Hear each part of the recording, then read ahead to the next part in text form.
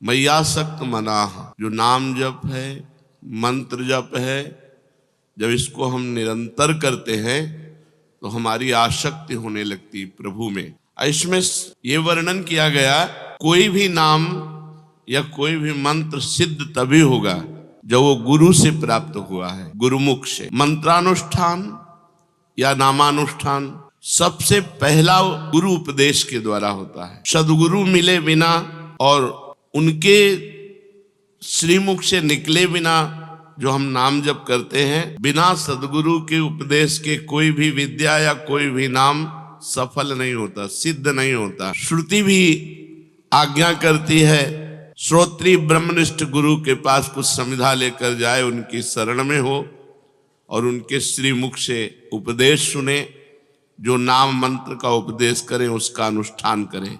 किंतु गुरु कैसा होना चाहिए, इस विषय में प्रायः चर्चा नहीं होती।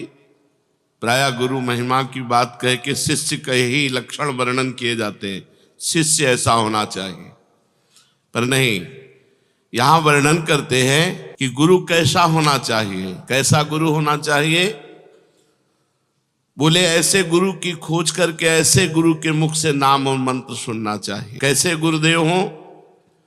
जो सिद्धम सत्संप्रदाय, किसी सिद्ध संप्रदाय से दीक्षित हो गुरुदेव, सिद्ध परंपरा में हो, आचार्य परंपरा में हो। पहले ये जाने कि हमारे गुरुदेव किस आचार्य परंपरा में, आचार्य परंपरा में है या नहीं। अगर नहीं तो हमारा शास्त्र आदेश नहीं करता, आदेश करता है आचार्य परंपरा से। जो निष्पाप महापुरुष किसी सिद्ध संप्रदाय से दीक्षित हो और जिनकी बुद्धि संप्रदाय की उपासना में स्थिर हो, केवल दीक्षित से ही नहीं, और वो साधन करते हुए निष्पाप हो चुके हों और श्रोत्री ब्रह्मनिष्ठ हों, जो शास्त्रों का ज्ञान रखते हो, शब्द ब्रह्म का और परमात्म तत्व का जिनको बोध हो, हर समय सत्य में स्थित हो, सत्य वक्ता हो और समयानुकूल साधुवृत्ति से संपन्न हो, दंभ और असूयादि दोषों से रहित हो, जितेंद्रिय हो,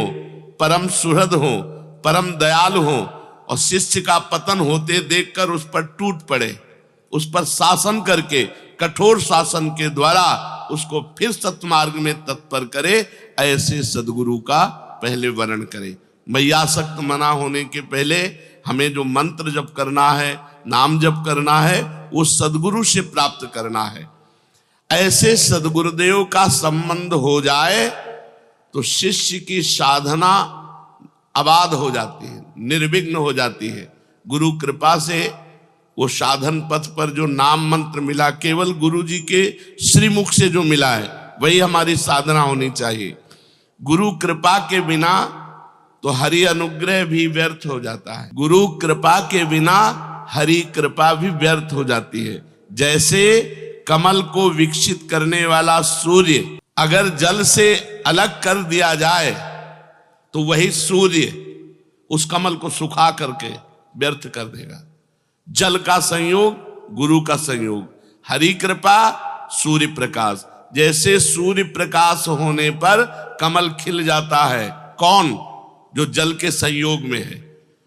ऐसे ही हरि कृपा जो गुरु के संयोग में है, वो प्रतिपल उसको खिला देती है, सिद्ध बना देती है। अगर वही अभिमान करके गुरु से अलग हो जाए तो जैसे वही सूर्य कमल को खिलाता है लेकिन जल संबंध ना होने पर कमल को सुखा देता है, ऐसे हरि कृपा उसको सुखा डालेगी। विघ्न पर विघ्न उसके जीवन में आ जाएंगे। वो दुर्बुद्धि है जो अपने गुरु का अवहेलना करके, अवज्ञा करके मनमानी साधन करता है, उसको ऐसे नारायण जला डालेंगे जैसे सूर्य जल से संबंध रहित कमल को जला डालते हैं। वही कमल को खिलाता है लेकिन जल संबंध होना चाहिए। अगर जल संबंध नहीं तो वही सूर्य ताप कमल को शुष्क कर देता है। ऐसे ही गुरु संबंध यदि आपने अवहेलना कर दी तो चाहे जितना साधन करो, हरि का ताप तुम्हें जला डालेगा, तुम्हारे कोई भी साधन सिद्ध नहीं होंगे। इसलिए सबसे पहला गुरु चरणों का आश्रय और गुरु मुख से निकला हुआ नाम मंत्र का अनुष्ठान किया जाए और आचरणों की शुद्धि। ये 12 बातें हैं। यदि ये 12 बातें हैं तो आपका नाम मंत्र बहुत जल्दी सिद्ध हो जाएगा। पहला बात, गुरु के द्वारा मिला हुआ नाम मंत्र होना चाहिए। फिर ये 12 आचरण होने चाहिए। ये 12 आचरण अगर हैं तो साधक साधन संपन्न माना जाता है। पहला अहिंसा, दूसरा सत्य, तीसरा आस्तेय, चौथा ब्रह्मचर्य, पांचवा सार्वभौम प्रेम, छठवां समस्त भूतों के हित में रत रहना, सातवां समत्व भाव, आठवां घृणा का भाव, नवां निष्कपटता, 10वां दया, 11वां क्षमा और 12वां निरहंकारता। ये 12 लक्षण हैं। अब पहले लक्षण पर अहिंसा। साधक सदैव सावधान रहे, मन से, वाणी से या शरीर से किसी को भी कष्ट न पहुंचाए। ना मन से किसी को कष्ट पहुंचाने की बात सोचनी है, ना वाणी ऐसी बोलनी है कि किसी को कष्ट पहुंचे, ना शरीर से कोई क्रिया ऐसी करनी है। हिंसा 3 प्रकार की होती है, कृत, कारित, अनुमोदित। कृत जो स्वयं हिंसा की जाए, वाणी से या मन से या शरीर से। कारित जो दूसरों से करवाई जाए। अनुमोदित जो हिंसा का अनुमोदन। तीनों प्रकार के दोष साधक में नहीं होने चाहिए। ना तो कृत हिंसा होनी चाहिए, ना कारित हिंसा होनी चाहिए कि हम दूसरे से करवा दिया, और ना अनुमोदन, कोई किसी को कष्ट दे रहा है तो अनुमोदन भी नहीं करना। इस प्रकार हमें अहिंसा पे स्थित रहना है, हिंसा का त्याग करना है। दूसरा सत्य। अंतःकरण में, इंद्रियों में जैसा अनुभव किया वैसा प्रिय शब्दों में स्पष्ट बोल देना, उसे सत्य कहते हैं। प्रमाद के वश या लोभ के वश या क्रोध के वश या हास्य भाव में या भय आदि भाव में अंदर की बात का परिवर्तन करके नहीं बोलना। जो अंदर बात आ रही वही बोल दिया, उसे सत्य कहते हैं। अगर साधक में ये लक्षण है तो उसका भजन बहुत जल्दी परिपक्व होगा। तीसरा अस्तेय। जो अपने अधिकार में नहीं है में किसी प्रकार का हम अपना अधिकार ना करें। अपने हिस्से की वस्तु खाएं, दूसरे के हिस्से की वस्तु की तरफ हमारी दृष्टि ना जाए। दूसरे के अधिकार की वस्तु ना, अस्तेय माने चोरी ना करना, दूसरे के अधिकार की अपने अधिकार में ना लाना, दूसरे के हिस्से को अपने हिस्से में ना लेना। बहुत सावधान रहे, अपने हिस्से की वस्तु का सेवन करे, अधिक नहीं। चोरी किसी की ना करे, जिस पर हमारा अधिकार नहीं उसको हम छुए भी नहीं। चौथा ब्रह्मचर्य। अगर भगवत प्राप्ति करनी है तो ये बहुत जोर का लक्षण है। अगर ब्रह्मचर्य नहीं धारण करोगे तो मन संकल्प विकल्प भोगों का बंद नहीं करेगा। मन संकल्प विकल्प नहीं बंद करेगा तो भजन होगा ही नहीं। वो भजन एक दिखावा होता है, सच्चा भजन होता है ब्रह्मचर्य में। गृहस्थ में भी रहते हुए जो कभी संतानोत्पत्ति के लिए अपनी पत्नी से सहवास करे वो ब्रह्मचारी ही माना जाता है। लेकिन जो पराई स्त्री की तरफ काम दृष्टि से देखना है ये बहुत हानिकारक है। 8 प्रकार के मैथुनों का त्यागी, पीछे वर्णन हुए 8 प्रकार के मैथुनों का। मन, वाणी और शरीर से अपने को ब्रह्मचर्य रखना। शरीर का ब्रह्मचर्य, मन का ब्रह्मचर्य, वाणी का ब्रह्मचर्य, सब इंद्रियों का ब्रह्मचर्य। भगवत प्राप्ति ऐसे थोड़ी होती है। उपासक को बहुत सावधान रहना चाहिए। इतनी गंदगी मची हुई है समाज में, जो सत्संग नहीं सुनते, शास्त्र स्वाध्याय नहीं करते, पशुवत आचरणों में उतरे हुए। अपने यहाँ तो जब प्रश्न के बातें आती हैं तब समझ में आता है कि ऐसे भी लोग हैं। साधकों को चाहिए कि किंचन मात्र भी अपने में त्रुटि न रखे। ब्रह्मचर्य बहुत अत्यंत आवश्यक है। ब्रह्मचर्य के बिना साधना अधूरी मानी जाती है। 8 प्रकार के मैथुनों का त्याग, मन, वाणी, शरीर से पवित्र रखना। सार्वभौम प्रेम। जगत के संपूर्ण जीवों में मेरे भगवान विराजमान है, ऐसी भावना। ये बिना किए सिद्ध नहीं होगे। जो 5वां नंबर है वो सार्वभौम प्रेम। जो भी सामने आया हंस बोले बहुमान दे, बहुत प्यार भरी बात बोले ना बोले, उसमें मेरे भगवान है, ऐसा हमारा प्रेम भाव। सार्वभौम प्रेम, सब जीवों के प्रति, चराचर जीवों के प्रति। सब जीवन सुप्रीति, सेवकवाणी भी कह रहे, सब जीवन सुप्रीति, रीति निभात आपनी। निष्काम भाव, किसी से कोई चाह नहीं पर सबसे प्रेम का वर्ताव। सबको भगवान की मूर्ति समझकर झुक जाना, सबके सामने दैन्य रहना, सब में भगवान को देखना, यही सार्वभौम प्रेम है। समस्त भूतों के हित में रहना, छठवां, संसार के समस्त प्राणियों में स्वामी भाव रखना। मैं सेवक सचराचर, स्वामी रूप भगवंत। चराचर जगत मेरा स्वामी का स्वरूप है, केवल मैं सेवक हूं, सेवक केवल हम। चराचर जगत मेरे स्वामी का रूप, ये समस्त भूतों के हित में रत रहना है। संसार के समस्त प्राणियों में सेवा भाव करने की भावना। पशु पक्षी जड़ चैतन्य सब हमारे स्वामी और हम सबके सेवक। सेवा भाव कहा गया है।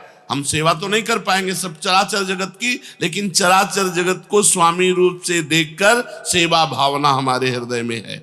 सब जगत हमारा स्वामी का रूप और मैं समस्त जगत का सेवक।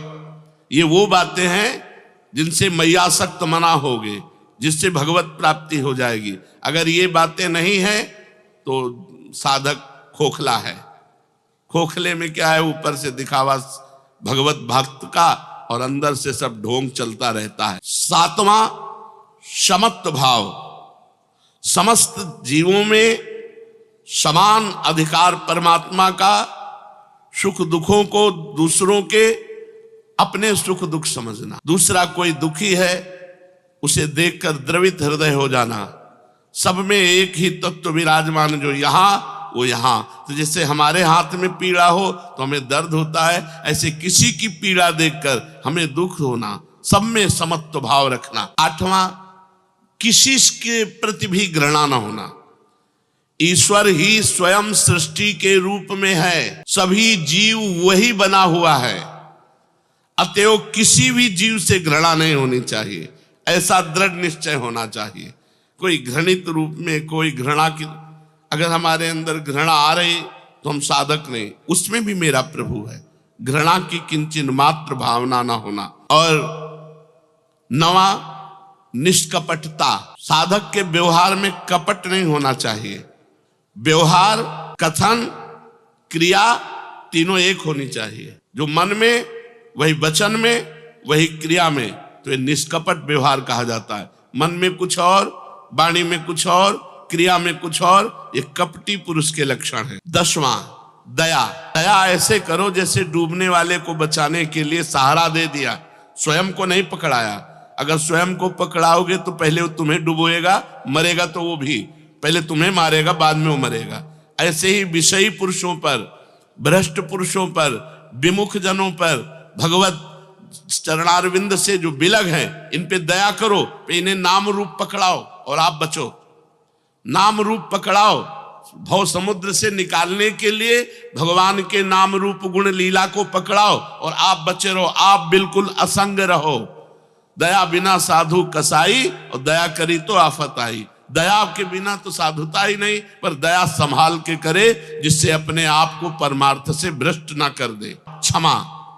कोई कितना भी सताए पर उसके साथ हमारा व्यवहार प्रेम में होना चाहिए। ये साधु की साधुता है, ये साधक की साधना है। यदि कोई भी हमारे साथ गलत व्यवहार करता है, गाली देता है, अपमान करता है, निंदा करता है, तो जब हम उससे मिले तो हमारे चेहरे में सौम्यता होनी चाहिए, और ऐसे ही मिले जैसे प्रेमी जनों से मिलते। ये याद भी न रहना चाहिए कि कल इसने हमको गाली दिया था, कल इसने हमारा अपमान। नहीं, सब में प्रभु है। प्रभु प्रेरित चेष्टा हो रही थी, वो तो हमारी परीक्षा हो रही थी। हमें पुष्ट करने के लिए भगवान इसको निमित्त बनाया, इसका कोई दोष नहीं। वो क्षमा, वो हृदय से ऐसे क्षमा कर देता है कि कल किए हुए अपराध की स्मृति भी दूसरे दिन नहीं रहती। वो प्रेम व्यवहार। सेवक वाणी में महाप्रभु के लिए कहा गया, करत जे अनुसहन निंदक तिनहु पे अनुग्रह क्रियो। जो अनसहन कर रहे थे, जो निंदा कर रहे थे, उन पर भी कृपा की, प्रेम किया। 12वां, निरहंकारता।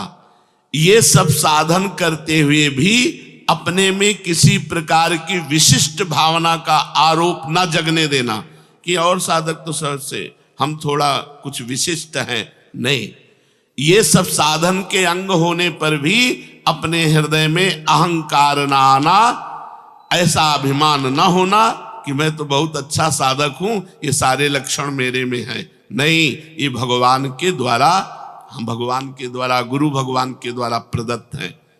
मैयासक्त मना होने के लिए पहली बात सिद्ध संप्रदाय से दीक्षित स्थित और सिद्ध हुए सद्गुरुदेव भगवान का वर्ण करना, जो हमारे आचरणों पर शासन करके हमें उपदेश के द्वारा सत्मार्ग प्रशस्त कराए, ऐसे सद्गुरुदेव का वर्ण, उनके मुख से नाम मंत्र सुनकर निरंतर जपना। और ये 12 सावधानी रखना: अहिंसा, सत्य, अस्तेय, ब्रह्मचर्य, सार्वभौम प्रेम, समस्त भूतों के हित में रहना, समत्व भाव, घृणा का अभाव, निष्कपटता, दया, क्षमा, निरहंकारता। यदि हम इस भाव से चले तो हम मैयासक्त मना हो जाएं, हमारा मन सिर्फ भगवान के भजन में डूबने लगे। फिर भगवान ने कहा मदाश्रया, केवल मेरा आश्रय हो। जब हम भगवत मार्ग में चलते हैं तो कोई न कोई हमारे इस आश्रय के बीच में घुस जाता है, चाहे कोई व्यक्ति हो या धन हो या कोई संबंधी हो, कुछ न कुछ आशा ममता किसी और से होने लगती है।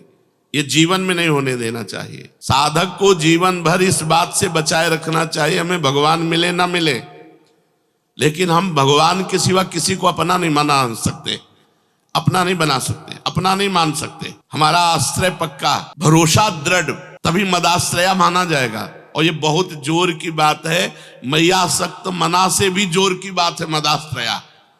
अगर आश्रय पुष्ट है और मन चंचल है तो भी भगवत प्राप्ति हो जाएगी, पीछे आप सुन चुके। मदाश्रया, मेरी ही आशा, मेरा ही भरोसा, मेरा ही सहारा, मेरा ही विश्वास, सर्वथा मेरे जो आश्रित है उसे मदाश्रया कहते हैं। संसार के धन संपत्ति, वैभव, विद्या, बुद्धि, योग्यता, कुटुंब आदि का जो आश्रय है ये नाशवान है, ये मिटने वाला है, ये स्थिर नहीं है, सदा रहने वाला नहीं है, सदा के लिए पूर्ति तृप्ति करने वाला नहीं है। परंतु भगवान का आश्रय कभी किंचन मात्र भी कम होने वाला नहीं, क्योंकि भगवान का आश्रय पहले था, भगवान का आश्रय अब भी है और भगवान का आश्रय आगे भी रहेगा। आश्रय केवल भगवान का लेना चाहिए। किसी विद्या का, धन का, साधना का, कोई बल का, किसी व्यक्ति का बिल्कुल आश्रय साधक के हृदय में नहीं होना चाहिए। योगम युंजन, इसका मतलब होता है अखंड संबंध।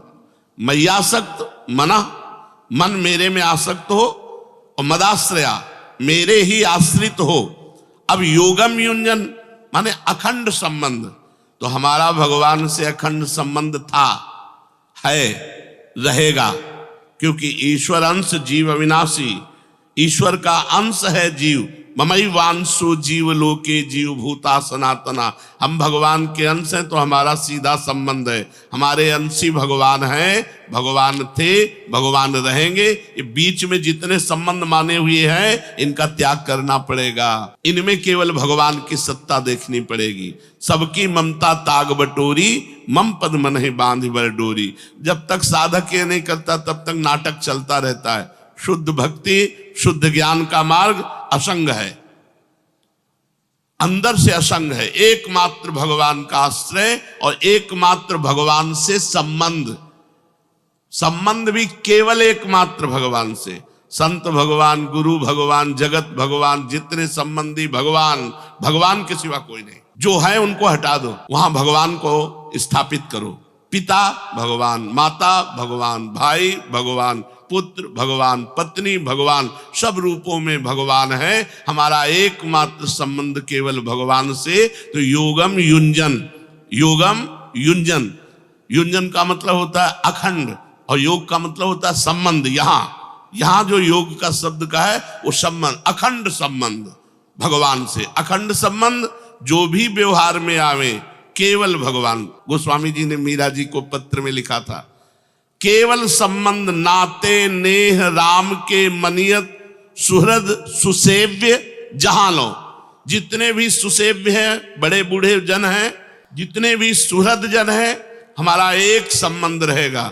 ये सब श्री जी के हैं तो हम इनको अपना मानेंगे। श्री जी के नहीं, हमारा भाव नहीं बैठता तो असंगो हम। ये प्रभु हैं हमारे साक्षात, इसी भाव से हम संबंध रखेंगे। नाते नेह राम के मनियत, भगवान के नाते से सारा संबंध। तब योगम युंजन, भगवान कह रहे मेरे समग्र रूप का साक्षात्कार कौन कर पाएगा? तो बोले मैया आसक्त मना, जो मेरे में आसक्त मन वाला है, और मदाश्रया, जो केवल मेरे आश्रित है, और योगम युंजन, जो केवल मेरे से संबंध रखता है।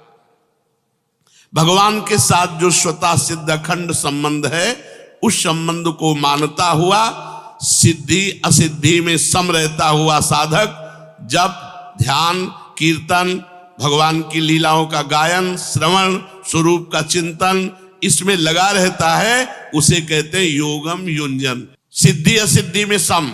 हमारा कर्तव्य है केवल भगवान की लीला गायन, नाम जप, नाम कीर्तन, भगवत सेवा, ये हम 8 पैर कर रहे हैं। सिद्धि असिद्धि में सम, लाभ हानि में सम, परिणाम में सम। और हमारा प्रभु से संबंध था, है, रहेगा। उसी को गुरु जी ने संबंध जागृत करा दिया, उसी को जागृत कराया है। जो है संबंध, उसी का अनुभव कराया कि तुम श्री जी के, हमारे यहाँ संबंधों के लिए भाव है, दास्य भाव है, सख्य भाव है, गोपी भाव है, वात्सल्य भाव है, सहचरी भाव। भाव के द्वारा संबंध जो था, जो है, जो रहेगा, उसे जागृत कर दिया गया। जिसका मन भगवान में आसक्त हो गया है, मैयासक्त मना, और जो भगवान के ही आश्रित सहारे है, मदाश्रया, और जिसने केवल भगवान से ही संबंध स्वीकार किया है और किसी से हमारा संबंध ही नहीं है, ऐसा पुरुष भगवान के समग्र रूप को जान लेता है। अर्थात सगुण, निर्गुण, साकार, निराकार, जो भी जैसे भगवान है, संपूर्ण। भगवान अपने भक्ति की बात कहते कहते अघाते नहीं। ज्ञान मार्ग से चलने वाला तो भगवान को जान सकता है, परंतु भक्ति मार्ग से जो जान चला तो भगवान के समग्र रूप को जान जाता है। निर्गुण, सगुण, निराकार, साकार, तत्वबोध, भगवत साक्षात्कार, सब कुछ। अपने इष्ट का जिस रूप में दर्शन करना चाहता है, उस रूप में उसको दर्शन हो जाते हैं।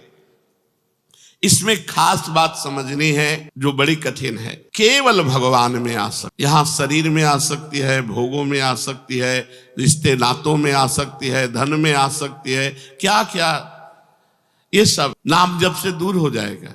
आप चिंता ना करो, गुरुमुख से मिले हुए नाम जप पर ध्यान दीजिए, और नाम जप का प्रभाव देखिएगा कि आपको सब जगह से अरुचि करवा देगा। अंदर ही अंदर, बाहर कोई जान न पावे कि आपको अरुचि है, कि ये इस कोटि के भक्त हैं, ऐसा कोई जान न पावे।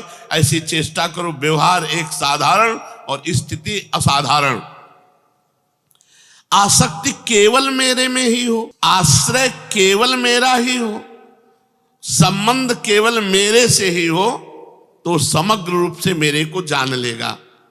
ऐसा कहने में भगवान का तात्पर्य है कि अगर साधक की आसक्ति भोगों में है, आश्रय रुपयों का है, और संबंध कुटुंब से है, मेरा भगत नहीं, ढोंग हो रहा है। इस श्लोक में 3 बातें बहुत जोर की है, आसक्ति, आश्रय और संबंध। तो असंशयम समग्रम माम, संशय न करो, वो मेरे समग्र रूप को जान जाएगा। बस 3 बातें करनी।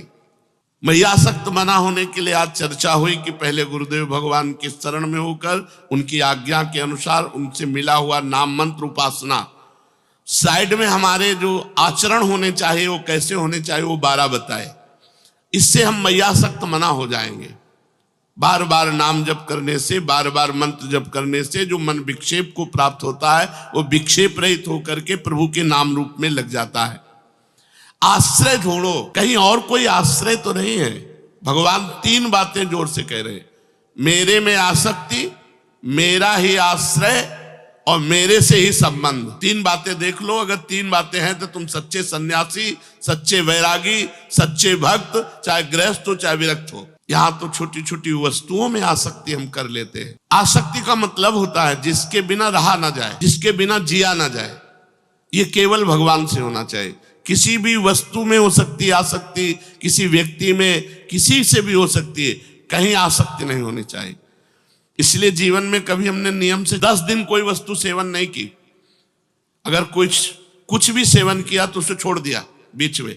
हम आश्रय नहीं लेंगे कि अब हम चाय के बिना जी नहीं सकते, अब हम दूध के बिना जी नहीं सकते, अब हम इसके बिना नहीं जी सकते, ऐसी कोई वस्तु नहीं रखना। आश्रय नहीं बनना चाहिए कि जीवन में अब इसके बिना हम नहीं जी सकते।